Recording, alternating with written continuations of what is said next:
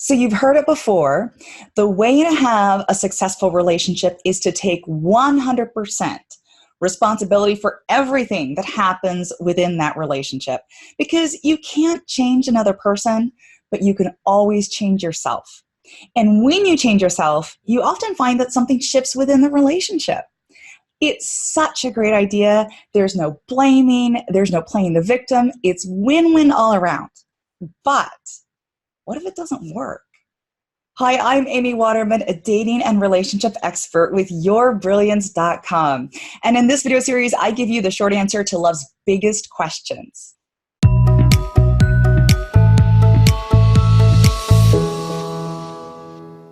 Taking complete responsibility for everything that happens in your relationship does two things.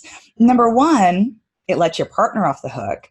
And number two, it lets you think that you're more powerful than you really are. Because you see, your relationship isn't your creation.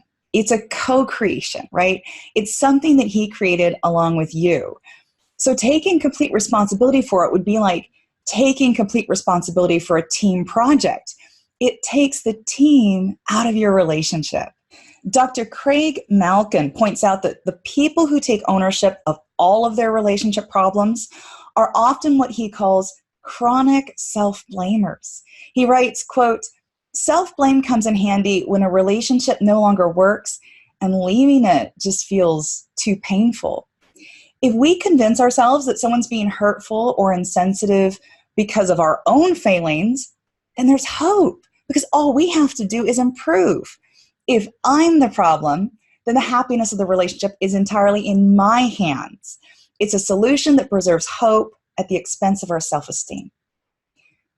When you're in a toxic relationship, the worst thing you can do is take full responsibility for it. You'll just keep working harder to fix how you're showing up when what you need to do is face the facts. It is tough to admit when you're disappointed in someone. Those feelings of sadness and fear and hurt are really uncomfortable, but they're not your problem. In a relationship, our feelings of loneliness and disconnection are a relationship problem, and that involves two people.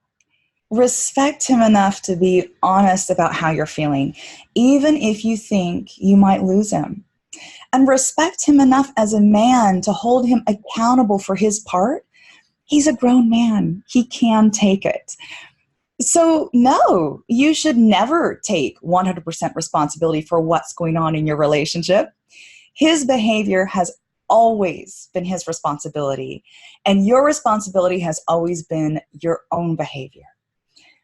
If your guy can't be the partner that you need him to be, don't blame yourself for not being able to fix it. End the relationship with love. You know, knowing when it's time to leave is a really great skill to develop. Not every relationship has to work out. And there's no shame in calling time on something that can't bring out the best in both of you. For more relationship tips, make sure to subscribe to our channel. And if you've got any questions that you'd like me to answer, let me know in the comments. See you next time.